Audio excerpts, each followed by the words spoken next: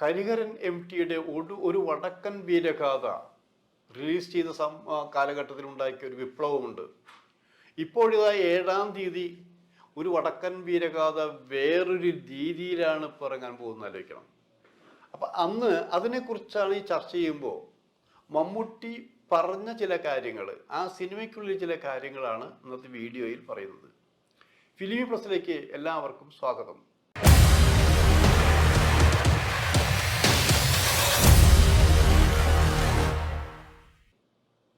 അടുത്ത 7-ാം തീയതി ഇറങ്ങുന്ന ഒരു വടക്കൻ വീരഗാഥ തീർച്ചയായും നമുക്ക് കണ്ടേ പറ്റുള്ളൂ എന്ന് പറയാൻ കാരണം, ഇത് ആദ്യം ഇത്രയും വർഷങ്ങൾക്ക് മുമ്പ് ഇതിൻ്റെ പ്രിവ്യൂ മദ്രാസിൽ കാണേണ്ട അവസരത്തിൽ പോലും അന്ന് കണ്ട അതേ ഇത് തന്നെയാണ് വർഷങ്ങൾ കഴിഞ്ഞാലും ഒരു മാറ്റവും ഇല്ലാത്ത രീതിയിൽ ഇങ്ങനെ, അതായത് അതിൻ്റെ അതിമനോഹരമായ ക്രാഫ്റ്റ് ഇപ്പോഴും നഷ്ടപ്പെടാതെ നിൽക്കുന്ന ആലോചിക്കണം. അതായത് ഫിലിം ബൈ ഹരിഹരൻ എന്ന് സത്യസന്ധമായി എഴുതി കാണിക്കാവുന്നൊരു സിനിമയാണെന്ന് ആലോചിക്കണം. ഇത്രയും നിരവധി അവാർഡുകൾ ആ സിനിമയ്ക്ക് ധാരാളം കിട്ടിയിരുന്ന് ആലോചിക്കണം. പക്ഷേ ഒരിക്കൽ പോലും ഇന്ത്യയിലും കേരളത്തിലും ഹരിഹരന് അതിൻ്റെ പേരിൽ സംവിധായകനുള്ള അവാർഡ് കിട്ടിയിട്ടില്ല. പക്ഷേ വിദേശത്ത് പോകേണ്ടി വന്നു അദ്ദേഹത്തിന് സംവിധായകനുള്ള അവാർഡ് വാങ്ങിക്കാൻ. അതിൻ്റെ പുറകിലുള്ള കളികൾ വേറെ, ആ കളികളെക്കുറിച്ചല്ല പറയുന്നത്.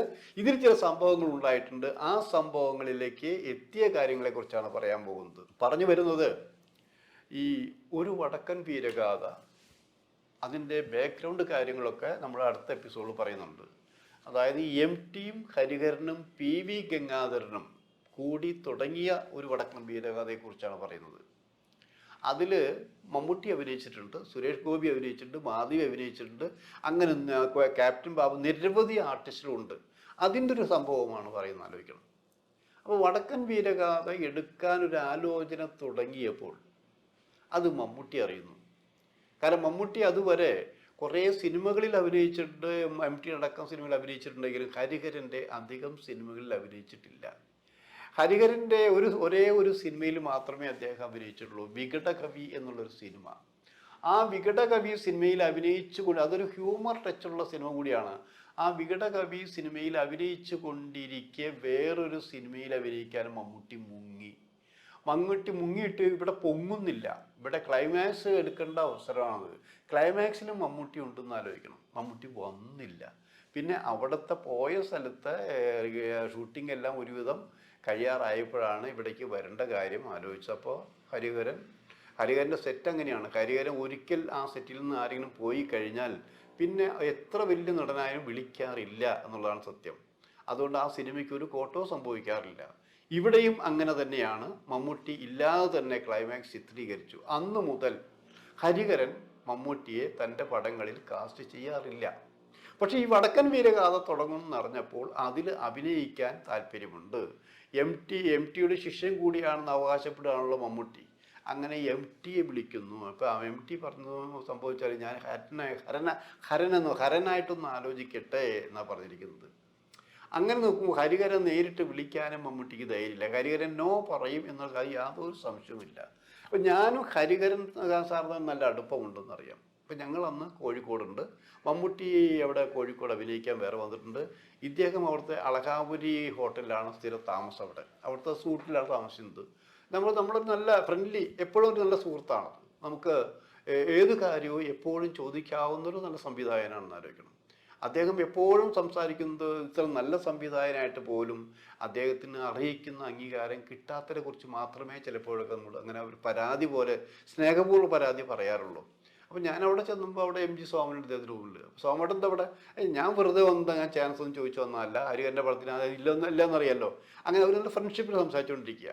അപ്പോൾ ഞാനിങ്ങനെ മാറ്റിയിരുത്തി പറഞ്ഞിങ്ങനെ, ഒരു പടത്തിൽ മമ്മൂട്ടിക്ക് ഈ റോളിൽ അഭിനയിച്ചാൽ കൊള്ളാമെന്നുണ്ട് എന്ന് പറഞ്ഞപ്പോൾ അവൻ പറഞ്ഞത്, വികടകവിയിൽ മുങ്ങിയ ഒരാളാണ് അവൻ, വിശ്വസിക്കാൻ പറ്റില്ല എനിക്കപ്പോൾ. കാരണം ഈ പടം വലിയ പ്രോജക്റ്റ് തുടങ്ങി കഴിഞ്ഞാൽ എങ്ങനെയാണ് അത് ആലോചിക്കുക. അതൊന്നും ഇപ്പോൾ പരിശീലനം അതിനെ കുറിച്ച് സംസാരിക്കേണ്ട ആവശ്യമൊന്നുമില്ല, പ്ലീസ്. അത് ഇത്തിരി രേഷമായിട്ടാണ് പറഞ്ഞത്. ഞാൻ ഇല്ല സംസാരിക്കും. ഞാനൊരു കാര്യം പറയാനുണ്ട്. ഇന്ന് വൈകിട്ട് സാറിന് ഞാൻ ഇൻ്റർവ്യൂ ആണ്. ഞങ്ങൾ സ്റ്റാർ ഇൻ്റർവ്യൂ എന്നാണ് അതിന് പറയുക. അതായത് മലയാള സിനിമയിലെ ഒരു നായകനോ നായികയോ അല്ലെങ്കിൽ മറ്റു സംവിധായകനോ സാറിനെ ഇൻ്റർവ്യൂ ചെയ്യുന്നു. ഇതാണ് ഞങ്ങളുടെ പുതിയ പങ്ക്തിയാണ്, അതിനൊരു VIP ഞങ്ങൾ കൊണ്ടുവരും എന്ന് പറഞ്ഞു.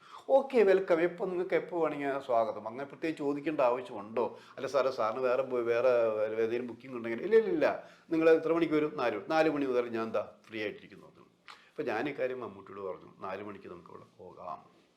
നടക്കോളൂ, നോക്കാൻ നോക്കിയേ, നമുക്ക് ഉറപ്പില്ല, കാരണം അങ്ങയുടെ വായിലിരിക്കണമല്ലേ. പിന്നെ നിങ്ങൾക്ക് MTയുടെ സപ്പോർട്ട് ഉണ്ടാവില്ലേ, നമുക്ക് നോക്കാം. അപ്പോൾ പറഞ്ഞു ചോദ്യങ്ങൾ ഏകദേശം നിങ്ങൾക്ക് അനുകൂലമായിട്ടുള്ള ചില ചോദ്യങ്ങൾ വരണം. നിങ്ങൾക്ക് അനുകൂലമായെന്ന് പറഞ്ഞാൽ മറ്റുള്ളവർക്ക് വേണ്ടിയാണ് ചോദിക്കുന്നത്. അതായത് മിക്കതും ഈ സിനിമയെ വടക്കൻ വീരഗാഥ പുതിയ പ്രോജക്റ്റിനെ കുറിച്ചാണ് സംസാരിക്കേണ്ടത്. അതിൽ ചന്തുവായിട്ട് അഭിനയിക്കാൻ ആരാണ് തീരുമാനിച്ചിട്ടുള്ളത്, ഉദയനായിട്ട് അഭിനയിക്കാൻ ആരാണ് തീരുമാനിച്ചിട്ടുള്ളത്, അങ്ങനെ ഓരോ കഥാപാത്രത്തെയും കുറിച്ച് നിങ്ങൾ തന്നെ ചോദിച്ചു പോകണം. അതിലിപ്പോൾ ഇപ്പം എനിക്കൊരാഗ്രഹമുണ്ട്, ഇന്ന് അവതരിക്കാൻ എന്നെ അഭിനയിപ്പിക്കുമോ എന്നൊക്കെ ചോദിച്ചേക്കെന്ന് പറഞ്ഞു. അങ്ങനെ പ്ലാൻ ചെയ്തിട്ടാണ് ഞങ്ങൾ പോകുന്നത്. അപ്പോൾ എനിക്കറിയാം മമ്മൂട്ടിയാണെന്ന് അറിഞ്ഞാൽ കരികരം ദേഷ്യം വരുമെന്ന് എനിക്കറിയാം. അപ്പോൾ അതിന് മമ്മൂട്ടിയെ ഞങ്ങൾ പുറത്ത് വന്നിട്ട് ഞാൻ ഡോറെ തട്ടി, തുറന്നു കണ്ടു, വാടോ അവിടെ നിൻ്റെ VIP എവിടെയെന്ന് ചോദിച്ചു. അപ്പോൾ സോമചേട്ടൻ അവിടെ ഉണ്ട്. കാരണം ഇതൊക്കെ രേഖകളാണെന്ന് ആലോചിക്കണം. സോമചേട്ടൻ നമ്മുടെ കൂടെ, ഞങ്ങളുടെ ഫോട്ടോഗ്രാഫർ കൃഷ്ണൻകുട്ടിയാണ് കൂടെ ഉള്ളത്. അങ്ങനെ ഞാൻ പറഞ്ഞു VIP ഉണ്ട്. ആ VIP ഞാൻ മമ്മൂട്ടിയെ കൊണ്ട് നിർത്തിയപ്പോൾ ആദ്യം എൻ്റെ നേരെ വളരെ രൂക്ഷമായിട്ടാണ് ഹരിഹരൻ സാറ് നോക്കിയെന്നറിയണം. അത് ശരി, എന്നെ പറ്റിക്കുകയാണല്ലേ എന്നുള്ള സംസാരം. പക്ഷേ അദ്ദേഹം മാന്യത കാണിച്ചു. മമ്മൂട്ടി വന്നുകൊണ്ട് മാന്യമായിട്ട് തന്നെ പെരുമാറി. ഇരിക്കുമോ, ശരി നിങ്ങളാണ് ഇപ്പം, അതെ നാനയ്ക്ക് വേണ്ടിയിട്ട് ഞങ്ങളുടെ റിപ്പോർട്ടറായുള്ള സ്ഥാനമാണ് ഇപ്പോൾ അദ്ദേഹത്തിന് കൊടുത്തിട്ടുള്ളത്. ആ മമ്മൂട്ടി ഹരി സാറിനെ ഇൻ്റർവ്യൂ ചെയ്യും. അങ്ങനെ ഞങ്ങൾ സംസാരിച്ച് ഒരുവിധം എല്ലാ കാര്യങ്ങളും ഈ പ്ലാൻ ചെയ്ത പോലെ എല്ലാ കാര്യങ്ങളും നടന്നു. ഇച്ചിരി മഞ്ഞ് ഉരുകിയിട്ടുണ്ട്. അപ്പോൾ എല്ലാം കഴിഞ്ഞ് പോകാൻ നേരത്ത് മമ്മൂട്ടിയെ പറഞ്ഞ് ലൊക്കേഷൻ കയറി പോയി. ഞാൻ ചോദിച്ചു നടക്കുമോ? ഇല്ല എന്ന് പറയാൻ പറ്റില്ല, കാരണം നമുക്ക് പറഞ്ഞാലും ചിലപ്പോൾ നടന്നേക്കാം. താനിപ്പോൾ കൊണ്ടുവന്നത് എന്തായാലും നന്നായി. ഇവൻ ഒരു വികടകവി സമയത്ത് ചെയ്ത അത് വെച്ചിട്ടാണെങ്കിൽ എൻ്റെ ഒരു പടത്തിൽ അഭിനയിക്കില്ല, ഞാനൊന്ന് MT ആയിട്ട് സംസാരിക്കട്ടെ എന്ന് പറഞ്ഞു. അങ്ങനെയാണ് പിന്നീട് ഈ ചന്തുവായിട്ട് വേറെ ആരെയാണ് തീരുമാനിച്ചതെങ്കിൽ ചന്തുവായിട്ട് അഭിനയിക്കാൻ മമ്മൂട്ടിയെ തിരഞ്ഞെടുക്കാൻ കാരണം. അല്ലാണ്ട് മമ്മൂട്ടി പറഞ്ഞ പോലെ മമ്മൂട്ടിയെ വിളിച്ചിങ്ങനെ ചന്തുവിൻ്റെ റോളാണ് വിളിച്ച് കൊടുത്തതൊന്നും അല്ല എന്ന് ആലോചിക്കണം. ഇതിങ്ങനെ ആയുമ്പോഴും ഈ മമ്മൂട്ടിയുടെ കാര്യത്തിൽ ഹരിഹരന് ശങ്കയുണ്ടായിരുന്നു. വേറെ ഒന്നുമല്ല. ഇനി അതുമായി ഇത് വടക്കൻ വീരഗാഥ വലിയ പ്രോജക്റ്റാണിത്. ഇത് അന്ന് വികടകവിയിൽ മുങ്ങിയതുപോലെ ഈയിടയ്ക്ക് മുങ്ങിപ്പോയാൽ വലിയ പ്രശ്നമാവും. അതൊക്കെ ചോദിച്ചു. അപ്പോൾ ഞാൻ ഒരു കാരണവശാലും മമ്മൂട്ടി ഇങ്ങനെ മുങ്ങില്ല എന്ന് പറഞ്ഞു.